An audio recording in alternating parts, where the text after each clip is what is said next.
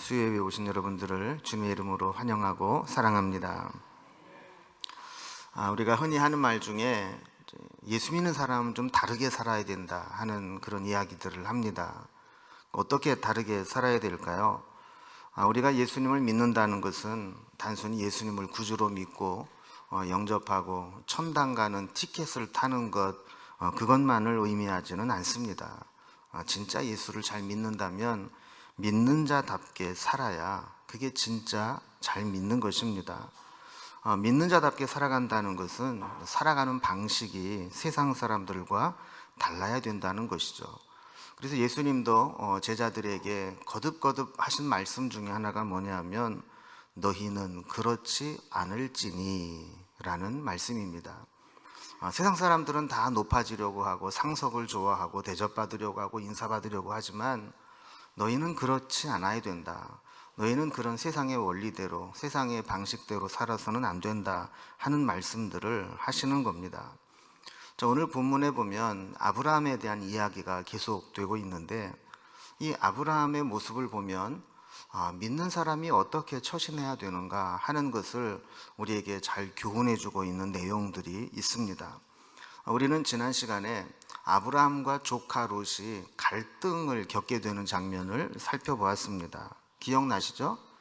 하나님께서 축복을 해주셔서 아브라함도 큰 부자가 되고 가축들이 많아지고 롯도 부자가 되고 가축이 많아지다 보니까 이 좁은 땅 안에서 같이 목축을 하기에 불편해진 겁니다. 그래서 갈등이 생기고 이것에 이권이 개입되면서 분쟁이 되고 그래서 이 가축을 치는 목자들끼리 서로 싸우게 되고 이런 일들이 반복되게 될 때 아브라함은 조카 롯에게 화해 조정안을 내놓고 먼저 네가 선택해라. 네가 좋은 쪽을 먼저 택하면 내가 양보하겠다. 이렇게 이야기를 했습니다. 여러분 롯이 만약에 제대로 된 생각을 가지고 있다면 삼촌이 그렇게 얘기하면 어떻게 해야 돼요? 무슨 말씀이냐고 죄송하다고 제가 우리 목자들 관리를 잘 못해서 이렇게 좀 불상사가 생겼는데 다 제 잘못이라고 그리고 제가 젊으니까 또 삼촌에게 은혜도 많이 입고 아버지 일찍 돌아가시고 아버지처럼 여기면서 갈대아 우르에서부터 하란을 거쳐 여기까지 오게 됐는데 이제 삼촌은 좀 편안하게 사시고 내가 힘든 땅 그곳으로 가겠습니다. 이래야 이게 맞는 거 아니겠어요? 그런데 이 롯이 얌체처럼 자기가 이속을 챙기고 아주 얄밉게도 아주 좋아 보이는 땅을 탁 택하면서 삼촌 나 저기 가질래요. 그리고 그곳으로 가버렸습니다. 우리가 이제 지도를 통해서 그 지역이 어떤 지역에서 일이 있었는가를 좀 살펴보면요. 먼저 그들이 살고 있었던 곳은 이 베델과 아이 사이였었다고 설명을 하고 있었죠, 성경에서. 그래서 거기에서 너무 좁아서 함께 있지 못하게 될 때 좀 택해서 가라 그랬더니 이 롯은 사해의 남동쪽에 보면 소돔, 고모라 해서 쭉 도시들이 있잖아요. 이곳을 택한 겁니다. 그 사해 바다로 흘러가는 이 강물이 있는 물줄기가 있는 그 땅을 선택해서 내려갔습니다. 그리고 아브라함은 그 베델 바로 아래에 보면 헤브론과 마므레라는 곳이 있습니다. 그곳에서 지금 정착을 해서 살아가고 있는 겁니다. 그래서 아브라함은 이렇게 철도 없이 자기 좋은 곳, 자기가 보기에 아주 윤택한 곳, 그곳을 택해서 마치 이 탕자처럼 그동안 자식같이 보살펴줬던 자기를 버리고 떠나가는 이 롯을 보면서 참 씁쓸하고 아쉬운 마음이 있었을 겁니다. 그럴 때 하나님은 그런 아브라함을 위로하시기 위해서 아브라함에게 찾아오셔서 말씀을 주시는데 이 말씀이 자손에 대한 축복, 땅에 대한 축복을 약속으로 주십니다. 그래서 비록 조카가 철도 없이 지 좋은 것 택해가지고 먼저 갔지만 진짜 복을 주는 자는 나다. 내가 너에게 네가 보이는 땅을 줄 것이고 네 자손들이 수없이 많게 해줄 것이다. 이런 약속을 해주시죠. 그리고 아브라함은 그 약속의 말씀을 붙잡고 그곳에서 제단을 쌓고 예배를 드리면서 어쩌면 인간적으로 서운할 수 있었던 그 마음들을 잘 추스려 나가고 있었습니다. 자, 여기까지가 우리가 지난주에 살펴본 내용이었습니다. 그런데 오늘 본문에 보면 우리가 어떻게 보면 좀 사필 규정이다 싶은 생각이 들 정도의 사건이 발생하는 것을 보게 됩니다. 여러분, 사필 규정이 무슨 뜻이에요? 모든 일은 반드시 바른 길로 돌아가게 돼 있다라는 겁니다. 처음에는 악한 자들, 꼼수를 쓰는 자들이 그들의 뜻대로 되는 것처럼 보일지 모르지만 마지막에 가보면 결국은 잘못된 길로 갔던 것이 바른 길로 다 되돌아오게 돼 있다. 이게 사필 규정 아니겠어요? 이제 롯의 결과를 보면 우리가 그렇게 생각하기에 충분한 결과들이 나오게 됩니다.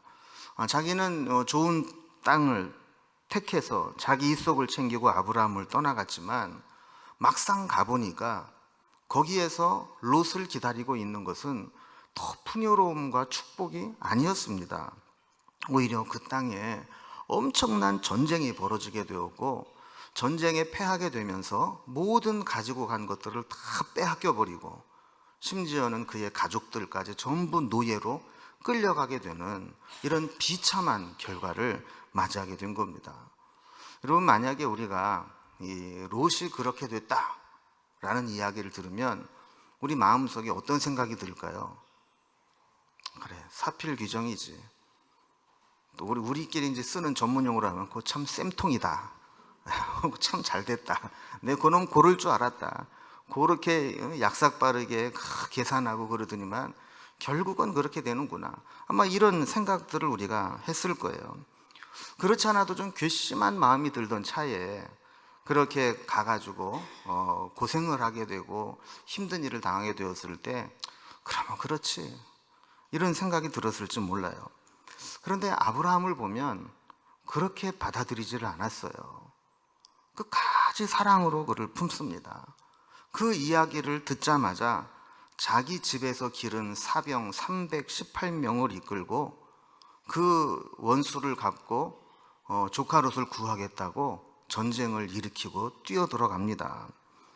우리가 잠시 후에도 다시 살펴보겠지만 이것은 미친 짓입니다. 우리 옛말에 죽으려면 임금님 뭐는 못 만지냐 이런 말이 있듯이 이게 죽으려고 백을 쓰는 거지 그게 도저히 싸움이 될 만한 싸움이 아니에요. 그럼에도 불구하고 아브라함은 그 롯을 구하겠다는 그 일념 하에 목숨을 걸고 자기의 사병 318명을 데리고 그 전쟁을 치르게 되는 겁니다. 자, 그런데 아브라함은 이렇게 전쟁에 뛰어들었는데 이게 사실 정신 나간 짓인데도 불구하고 결과적으로 볼 때 하나님께서 그를 불쌍히 여기시고 전쟁에서 이기게 하십니다. 그래서 16절 말씀을 보면 모든 빼앗겼던 재물과 자기의 조카 롯과 그의 재물과 또 부녀와 친척을 다 찾아왔더라 그랬습니다.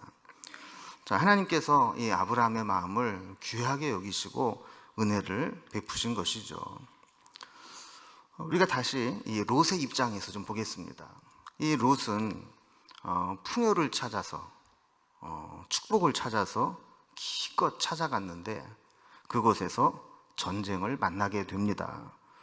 롯은 자기 도리도 못하고 삼촌보다 좋은 땅을 선택해서 떠나가지 않습니까? 그런데 그곳에 전쟁이 벌어집니다. 근데 그 전쟁은 작은 국지전이 아니었어요. 요즘 말로 말하면 그 당시 문화권에서는 세계 대전이었습니다. 이 양쪽 지역의 큰 두 세력이 연합군을 형성을 해서 한판 제대로 붙은 큰 전쟁이었습니다. 이 전쟁의 개요를 1절과 2절 말씀에서 설명을 하는데 1절에 보면 당시에 신할 왕 아므라벨과 엘라살 왕 아리옥과 엘람 왕 그돌라오멜과 고임 왕 디다리. 여러분, 여기까지가 한 편입니다. 여기에 보면 네 족속과 네 명의 왕이 나오게 되죠. 여기까지가 연합군을 형성해서 한 편을 이루고 있는 겁니다. 자, 그리고 2절에 보면 소돔 왕 베라와 고모라 왕 비르사와 아드마 왕 시납과 스보임 왕 세메벨과 벨라 왕 소알 왕이 싸우니라 그랬습니다. 여기까지 5개 부족과 왕이 또 한편입니다. 자, 이렇게 한쪽에는 4나라의 연합군, 또 한쪽에서는 5나라의 연합군이 지금 전쟁을 벌이게 된 겁니다. 여러분, 여기 아까 1절 다시 한번 살펴보면 여기에 시날, 엘라살, 엘람, 고임, 자, 이런 지역이 나오잖아요. 이 지역이 어디에 위치한 것이냐면 갈대아 지역, 바벨론 지역의 왕들입니다. 여러분이 창세기를 계속 공부해 보신 분들은 아시겠지만 시날, 그러면 시날 뭐가 생각이 나요? 시날 평지에 무슨 벨탑이 있었어요? 되게 잘 아시네요. 시날 평지에 바벨탑을 세웠어요. 시날 평지가 이곳이 바로 이제 지금 그 페르시아만 있는 쪽, 옛날 이 성경의 지역으로 말하면 갈대아 우르 근처, 그쪽에 있는 나라들이죠. 그러니까 여기에서부터 먼 길을 원정을 와서 지금 전쟁을 일으킨 겁니다. 혼자 온 것도 아니고 3나라를 포섭해서 4나라가 연합군을 형성해서 지금 동맹을 맺고 쳐들어왔습니다. 자, 이 전쟁의 가장 주축이 되는 왕은 엘람 왕 그돌라오멜이라는 왕입니다. 그가 왜 이 전쟁을 일으켰는지를 4절에서 설명을 합니다. 4절에 보면 이들이 12년 동안 그돌라오멜을 섬기다가 제 13년에 배반한지라 그랬습니다. 자, 그러니까 여기에 있는 소돔과 고모라와 밑에 있는 이 연합군을 형성한 나라들이 12년 동안 그 멀리 있는 그돌라오멜에게 조공을 바친 거예요. 여러분, 이 시날 왕 이라든지 엘라 왕이라든지 이런 이 바벨론 지역의 왕을 신바벨론 제국, 바벨론 제국이라고 이렇게 이제 설명을 하는 사람도 있어요. 그 강대국이 그 멀리까지 좀 손을 뻗치고 있으면서 그들에게 조공을 지금 받아온 겁니다. 12년 동안이나. 그런데 12년 동안 이렇게 조공을 이렇게 바치다 보니까 이게 이 조세 부담이 되지 않겠어요? 그리고 처음에는 어떤 힘에 눌려서 어쩔 수 없이 그렇게 했지만 한 10년 좀 지나고 나면 이 사람들이 아깝게 시작을 하는 겁니다. 저거 꼭 이걸 줘야 되나? 우리도 먹고 살기 힘든데. 그리고 저 멀리 있는 나라가 우리가 조공을 끊는다고 그 막대한 비용을 들여 전쟁을 할 건가? 이런 이제 계산을 하게 되면서 조공을 끊어버린 겁니다. 그러면서 설령 저들이 전쟁을 하러 온다 할지라도 우리 5나라가 똘똘 뭉쳐서 한 거 하면 저들을 물리칠 수 있을 것이다. 그런 계산을 하게 된 거죠. 자, 이러한 모습을 본 그돌라오멜은 가소로웠습니다. 어쭈, 이것들이 많이 컸네. 이제 말을 안 듣겠다고, 조공을 안 바치겠다고, 한번 좀 맛을 좀 보여줘야 되겠네. 이런 생각을 하게 되면서 자기가 동맹한 3나라들을 연합군으로 형성을 해서 쳐들어오게 된 겁니다. 그래서 사해 주변에 있는 가나안의 5 부족들이 함께 전쟁을 대비하게 된 거죠. 소돔, 고모라, 아드마, 스보임, 소알, 이 5 부족이 연합전선을 펴게 되는데 중요한 건 아니지만 이 나라들을 다시 한번 도표로 해서 좀 정리를 해보면 바벨론 이 4개의 왕, 시날, 또 엘라살, 엘람, 고임이라는 이 나라들이 함께 한편이 되었고, 또 가나안 이 사해 이 남부 지역에 있는 가나안 5개 왕, 소돔, 고모라, 아드마, 스보임, 소알, 이 나라가 이제 함께 한편이 되어서 전쟁을 하게 된 겁니다. 자, 이렇게 그돌라오멜이 주축이 된 바벨란 이 4개국 왕이 파죽지세로 가나안 땅을 점령해 왔습니다. 저들은 1년 동안 전쟁을 준비해서 이 5절 이하에 보면 조공을 끊은 그 다음 해인 14년에 제14년에 침공을 해옵니다. 그리고 승승장구하면서 밑으로 내려오게 되죠. 그래서 지도를 보면 여러분이 5절 이하에 있는 지명들을 좀 이렇게 정리를 해보면 아스드롯 가르나임에 있는 르바 족속, 그 밑에 보면 함에서 수스 족속, 그 밑에 보면 사회 기랴다임에서의 M 족속, 그리고 세일산에서 호리 족속, 그 다음에 엘라반, 그리고 엔미스밭 곧 가데스에서 아말렉 족속, 그리고 하사손 다말에서 아모리 족속. 자, 이렇게 돼 있어요. 근데 여러분이 지도를 이렇게 잘 보면 원래 그 사회 기랴다임에서 M 족속을 물리치고 내려오다 보면 거기에 흰색 원으로 되어 있는 5개의 도시국가가 있잖아요. 소돔, 고모라, 벨라, 아드마, 스보임. 그럼 여기를 바로 침략을 하면 될 텐데 이 그돌라오멜은 바로 치지를 않았어요. 그리고 어디로 내려갑니까? 더 밑에 세일산의 호리 족속, 더 밑으로는 엘바란까지, 그리고 다시 왼쪽으로 서쪽으로 올라와서 엔미스밭 가데스에서 아말렉 족속, 그리고 하사손 다말에서 아모리 족속, 이렇게 경로를 바꾸어서 오게 됩니다. 이건 조금 이따 다시 설명을 드리겠습니다. 자, 그리고 그들이 이제 그렇게 가나안 이 동편 지역을 쭉 침공을 해서 점령을 하고 다시 올라와서 시딤 골짜기에서 한판 크게 붙습니다. 여기 시딤 골짜기 보이시죠? 자, 근데 결과는 어떻게 됐습니까? 이 가나안 5개 연합군이 바벨론에서 온 그돌라오멜의 연합군을 이기지 못합니다. 그리고 설상가상으로 역청 구덩이에 빠져죽게 되고 살아남은 자들도 산으로 도망하게 되었다 그럽니다. 여러분, 이 역청, 이 구더기, 역청은 아스팔트의 원료입니다. 그래서 헬라어로 기록된 구약 성경인 70인역에 보면 이 역청을 아스팔토스라고 번역을 했습니다.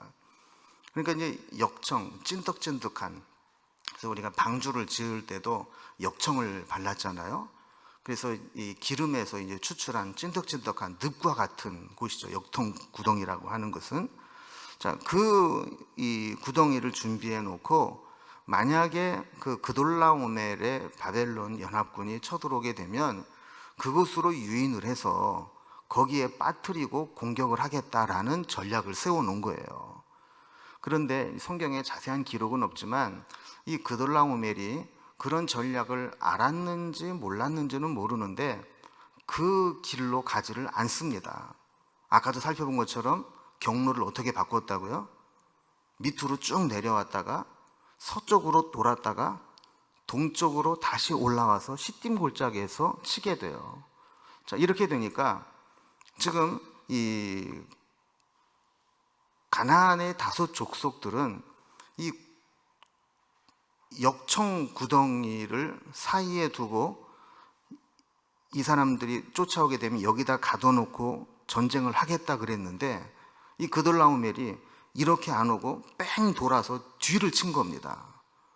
지금 이렇게 되니까 그 많은 군대를 전면전으로 이길 수 없게 되고 그들이 도망을 가게 되는데 다 어디에 빠져버려요? 이제 역청구덩이에 자기네들이 빠져버리게 된 거예요. 이렇게 되면서 이 가나안의 소돔 고모라를 비롯한 5 도시 국가들은 한순간에 괴멸을 하게 되고 소수의 살아남은 자들만 산으로 도망을 가게 되었다라는 겁니다. 전쟁에서 이긴 이 바벨론의 4 왕들은 소돔과 고모라의 모든 재산과 양식을 빼앗아가고 소돔에 거주하고 있었던 아브라함의 조카 롯도 사로잡고 재물까지 노략해 갔습니다. 여러분, 지난주에 살펴본 창세기 13장 10절 말씀과 비교를 해보면 지금 이 상황이 어떤 것인가를 알 수 있어요. 롯이 그 땅을 바라보면서 뭐라고 표현했는가를 좀 보면 이렇게 되어 있어요. 이에 롯이 눈을 들어 요단 지역을 바라본즉 소알까지 온 땅에 물이 넉넉하니 여호와께서 소돔과 고모라를 멸하시기 전이었으므로 여호와의 동산 같고 애굽 땅과 같았더라. 자, 그 좋았던, 그 풍요로웠던 그 땅이 지금 전쟁에서 패배하고 포로로 끌려가게 되는 고난의 땅으로 바뀌어버리고 만 겁니다. 결과적으로 더 좋은 것, 더 풍요로운 것을 택해서 자기의 욕심을 채워보겠다고 간 그곳이 자기 무덤이 되어버렸고 자기의 인생을 가장 비참하게 만들어버리는 그 현장이 되어버리고 만 겁니다. 여러분, 이것을 보면 우리가 새삼 깨닫게 되는 게 있습니다. 인생은 우리 생각이나 계획대로 되는 게 아니라는 겁니다. 우리가 아무리 잘 계산을 하고 판단을 해도 그것대로 인생이 풀리지 않게 됩니다. 중요한 것은 여기부터입니다. 조카 롯이 이런 위험에 처해 있다는 소식을 들었을 때 아브라함은 어떻게 했나요? 그 조카 롯을 구하러 갔다라는 겁니다. 이 전쟁에서 살아남고 도망을 왔던 사람 중에 하나가 이 사실을 아브라함에게 알립니다. 14절에 보면 아브라함이 그의 조카가 사로잡혔음을 듣고 집에서 길리고 훈련된 자 318명을 거느리고 단까지 쫓아가서 그랬습니다. 여러분, 다시 한번 지도를 좀 볼까요? 이 지도에 보면 단이라는 곳이 있습니다. 맨 그 꼭대기쯤 보면 그 빨간색으로 되어 있는 지역이 있잖아요. 그러니까 이스라엘 지역의 최북단을 표현할 때 단이라는 곳을 설명하는데, 지금 아브라함이 313명을 그 밑에 헤브론 거기에서 마무리해서 저 단까지 지금 쫓아 올라간 겁니다. 그래서 단에서 한판 전쟁을 붙게 된 거예요. 여러분, 여기에서 우리는 두 가지 좀 특이한 점을 좀 발견하게 되는데, 하나는 아브라함이 집에서 평소에 기르던 사병이 자그만치 318명이나 되었다는 거예요. 그리고 더 놀라운 것은 그 318명이 파죽지세로 이 전쟁의 경로를 통해서 모든 나라들을 다 격파하고 이기고 소돔과 고모라를 다 빼앗아 갔던 그 왕들을 싸워서 이겼다라는 겁니다. 여러분, 이게 정말 놀랍고 이해가 안 되는 장면입니다. 여러분, 먼저 이 자기 사병을 318명이나 데리고 있었다라고 하는 것은 하나님께서 아브라함을 얼마나 축복해 주셨는가를 알 수 있는 거예요. 여러분, 개인이 사병이 왜 필요하겠어요? 왜 사병이 필요하겠어요? 지킬 게 많다는 거예요. 그런데 지킬 게 많아서 그 지키는 걸 전담으로 하는 경비원 또 사병을 뭐 몇 명, 몇십 명 둔 게 아니고 318명을 조직적으로 관리를 해왔다는 겁니다. 그 이야기는 아브라함이 치는 양과 소와 이런 목축과 그 재산들이 어마어마했다는 것을 의미하는 것이죠. 자, 보세요. 롯은 자기가 좋아 보이는 곳을 향해서 갔어요. 그런데 지금 결과는 어떻게 됐습니까? 다 빼앗기고 포로로 끌려갔어요. 그런데 아브라함은 좋은 거 다 양보하고 하나님 말씀 붙잡고 갔더니 자기 재산을 지키는 사병만 318명을 거느리는 어마어마한 부자가 돼 있었던 거예요. 그럴 때 아브라함은 롯이 이런 고난을 당하고 포로로 끌려갔다는 이야기를 들었을 때 그 318명을 데리고 아까 지도에서 본 것처럼 북쪽에 단까지 쫓아 올라가서 그들과 싸워서 빼앗겼던 것을 다 되찾아오게 되었다라는 겁니다. 아브라함은 이길 수 없는 전쟁에서 승리를 거둡니다.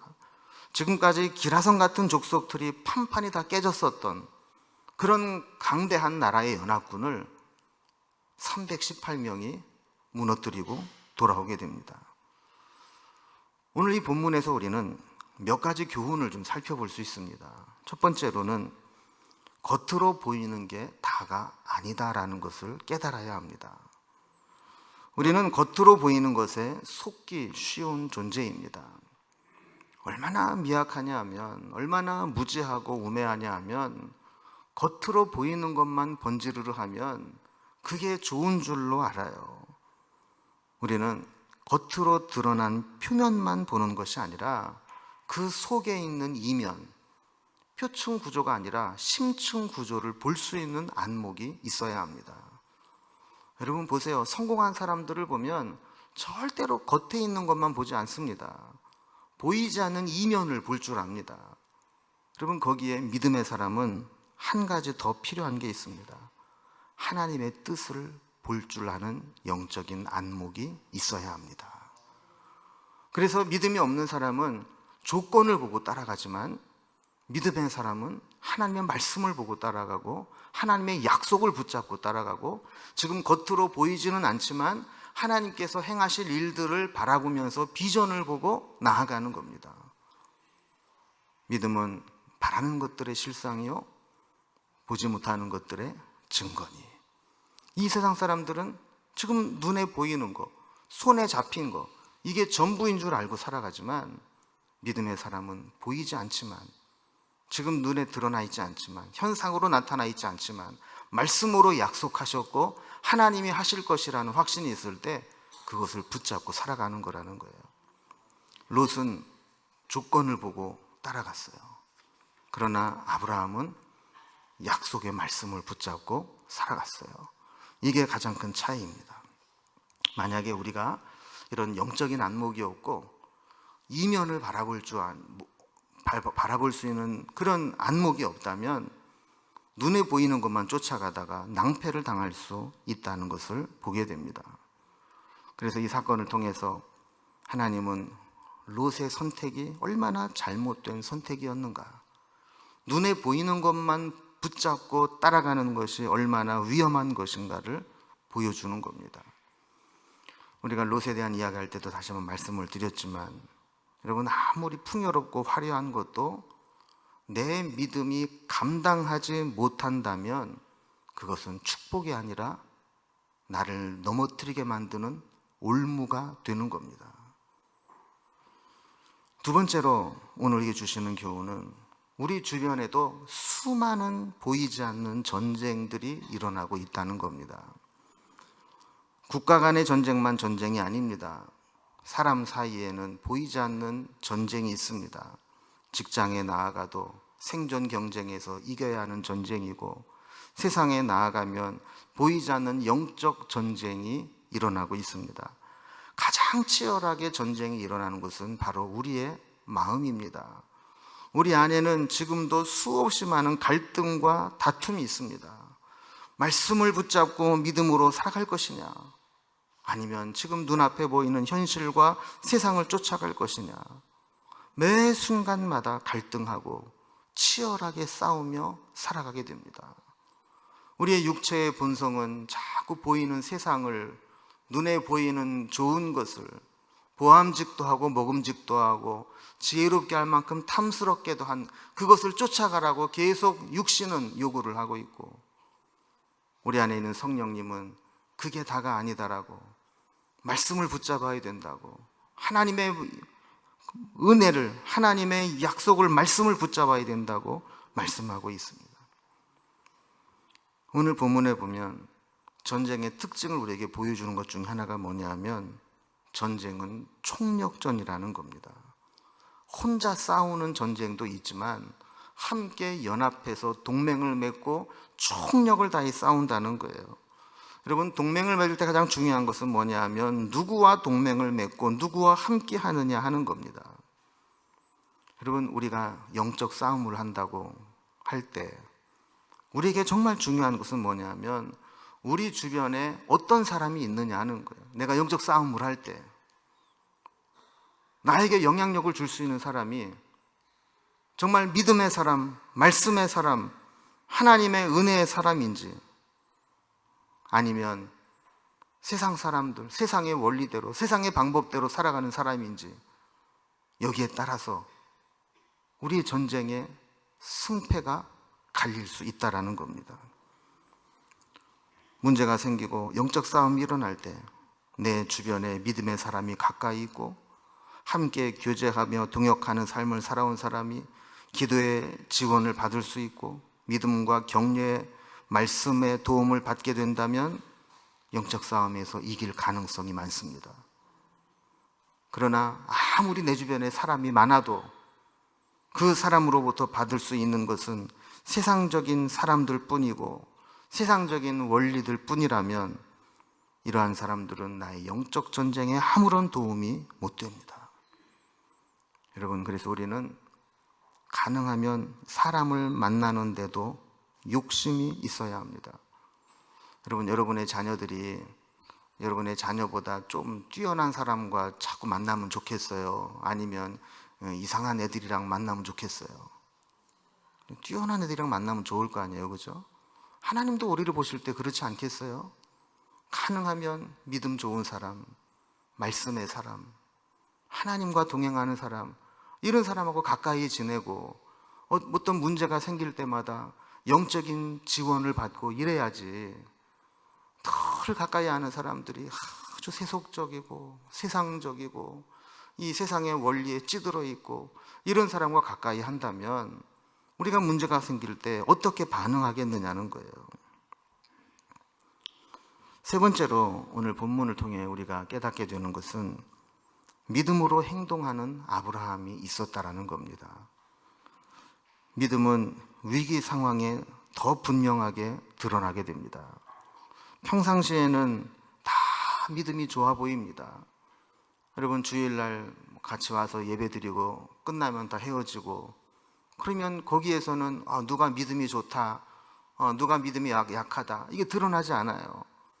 그런데 정말 삶에 문제가 생기고 위기를 만나게 되면 그 사람이 어떻게 하느냐에 따라서 그 사람의 믿음의 정도가 분명히 드러나게 됩니다. 아브라함이 조카 롯에 대한 이야기를 들었을 때 어떤 마음이 들었을까요?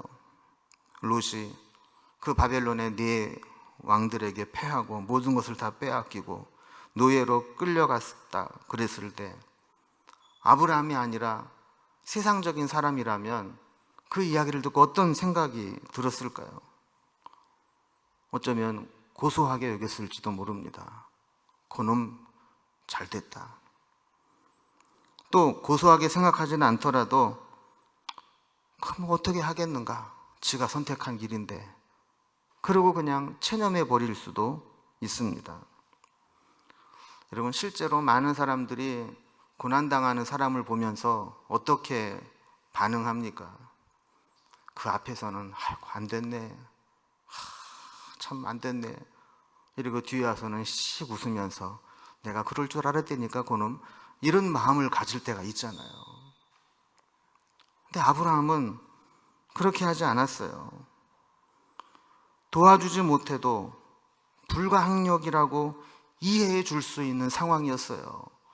지금 이 롯을 끌고 간 이 소돔과 고모라와 소알 땅을 점령하고 다 빼앗아간 그 사람들은 지금 그들을 이긴 사람이 없어요. 이긴 나라가 없어요. 다 패하고 다 빼앗겼어요. 그러니 아브라함이 할 수 있는 일이 뭐가 있겠어요? 그는 그냥 가만히 있어도 그래, 어쩔 수 없다, 이렇게 충분히 이해받을 수 있는 상황이었습니다. 그런데 지금 요단 동편 북쪽에서부터 남쪽으로 내려오면서 마치 도장 깨기를 하듯이 한 족속 한 족속씩 다 격파를 하고 내려와서 보란듯이 소돔과 고모라에 있는 그 풍요로운 것들을 다 빼앗아 가지고 올라가는 그 네 개 연합군과 개인이 사병을 이끌고 가서 맞서 싸운다는 것, 제정신으로 할 수 있는 일이 아닙니다. 그런데 아브라함은 망설이지 않았습니다. 믿음으로 도전했습니다. 성경에 기록은 안 되어 있지만 아마 아브라함이 318명을 이끌고 나가려고 했을 때 많은 사람들이 격려하고 응원하고 지지했을까요? 아니면 하지 말라고 말렸을까요? 제가 볼 때는 말렸을 것 같아요. 아마 318명도 아브라함과 보통 신뢰의 관계가 아니었다면 도망갔을 거예요. 이게 죽으러 가는 거지 살려고 가는 겁니까? 그러나 아브라함의 믿음은 누구도 막지 못했습니다. 그는 행동하는 믿음이었고 하나님 앞에 순종하는 믿음이었습니다. 이런 말이 있습니다. 아무것도 해보지 않고 포기하기보다는 위대한 일을 시도해보고 그 결과는 하나님께 맡기겠다. 여러분, 우리가 믿음으로 산다고 하면서 얼마나 많은 경우에 우리 먼저 계산해보고 포기해버리는 경우가 많이 있습니까? 믿음은 다른 사람이 다 안 된다고 하지 말라고 말려도 아니다, 하나님이 하신다면, 하나님이 도와주신다면 할 수 있다. 그 결과는 하나님께 맡길 뿐이고 나는 하나님 붙잡고 나가겠다. 이게 믿음이라는 거예요. 아무것도 하지 않으면 아무 일도 일어나지 않습니다. 그러나 기도하고 믿음으로 일을 행하고 시도하면 하나님이 그 결과를 책임져 주십니다. 우리가 결과까지 책임지려고 할 필요가 없습니다. 결과는 하나님의 몫입니다. 다만 우리는 믿음으로 반응하고 하나님 주신 사명대로 움직이면 되는 겁니다. 그러면 하나님이 그 믿음을 통해서 역사하시는 거예요. 믿음은 계산법이 다르고 공식이 다릅니다. 믿음의 계산법, 믿음의 공식에는 항상 살아계시고 전능하신 하나님의 개입하심과 역사하심이 상수로 작용합니다. 이것을 빼고 계산하면 믿음의 계산은 항상 틀리게 되어 있습니다. 성경의 인물이든 아니면 우리의 실존하는 믿음의 선배든 믿음의 삶을 살았던 사람들은 다 믿음의 공식을 정확하게 대입해서 실전에 참여한 자들입니다. 모든 숫자들을 대입하지만 거기에 항상 이곳에 하나님의 개입하심과 하나님의 살아계심이 함께 작용될 때 결과를 바라보는 자들이 믿음의 사람입니다. 아브라함은 수적인 열세를 극복하기 위해 밤에 기습작전을 펼습니다. 15절 말씀해 보면 그와 그의 가신들이 나누어 밤에 그들을 쳐부수고 다메섹 왼편 호박까지 쫓아가라고 했습니다. 전쟁에 승리하고 많은 전리품을 가지고 돌아가면서 긴장이 풀린 연합군들, 그들은 아브라함의 기습에 속수무책으로 당하게 되었습니다. 성경에 보면 동맹국들이 연합을 해서 쳐들어오는 경우가 종종 나옵니다. 성경을 읽어보시면 이스라엘 백성들을 치러 올 때도 그렇고 이렇게 혼자 안 오고 연합군 형성해서 오는 경우가 있어요. 그런데 이 연합군들이 수적으로는 우위를 점하고 전쟁의 전력상으로는 뛰어나지만 사실 결과적으로 볼 때 그들이 재미를 본 게 별로 없어요. 왜냐하면 연합군들은 치명적인 약점이 있습니다. 그게 뭐냐면 지휘체계가 일원화되기 어렵다는 것이고 위급한 상황에 소통에 어려움이 있다는 겁니다. 한 나라의 군대 같으면 지휘관이 한 명이잖아요. 그러니까 이 한 사람이 빨리 결단을 하고 명령을 내리고 그 지휘체계대로 명령체계대로 움직이면 일사불란하게 움직이게 돼요. 그런데 여러 나라가 연합을 해서 오게 되면 이게 오합지졸이 돼버리는 거예요. 이 지휘체계가 잘 서지를 않아요. 그리고 위급한 일이 생겼을 때 누군가가 탁 튀어나와서 할 수 있는 상황이 못 돼요. 짜여진 대로는 싸울 수 있지만 돌발 상황이 벌어지게 되면 속수무책으로 무너지고 와해되는 것이 연합군입니다. 아까도 말씀드린 것처럼 저들은 이제 모든 전쟁을 다 싸워서 이겼어요. 더 이상 가지고 갈 수 없을 만큼 전리품을 얻게 되었을 때 그들의 전쟁은 끝이 났고 이제 고향으로 돌아가게 되었습니다. 하나님은 이런 자들에게 아브라함에게 기습작전의 지혜를 주셨고 밤에 318명을 두 때로 나누어서 기습을 감행했고 성공을 거두고 누구도 예상하지 못했던 대승을 거두게 됩니다. 여러분, 믿음의 사람은 하나님의 은혜를 입게 됩니다.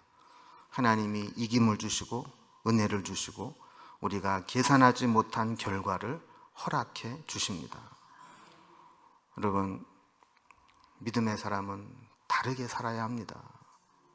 세상 사람들의 원리대로 살지 않고 상대방을 긍휼히 여기고 도와주려고 하고 믿음으로 결단하고 이렇게 하나님을 바라보고 살아가게 될 때 하나님께서 주시는 그 은혜를 가지고 살아가는 것이 믿음의 사람입니다. 바라기는 우리 명륜중앙교회 성도님들은 우리 주변에 있는 분들이 우리 교인들은 좀 달라. 우리 명륜중앙교회 교인들은 좀 보통 사람들은 좀 다른 것 같아. 이런 평가를 받았으면 좋겠습니다. 믿는 것들도 똑같아. 믿는 게 더하되니까 이런 소리 들으면 안 되는 거예요. 역시 믿는 사람은 다르지.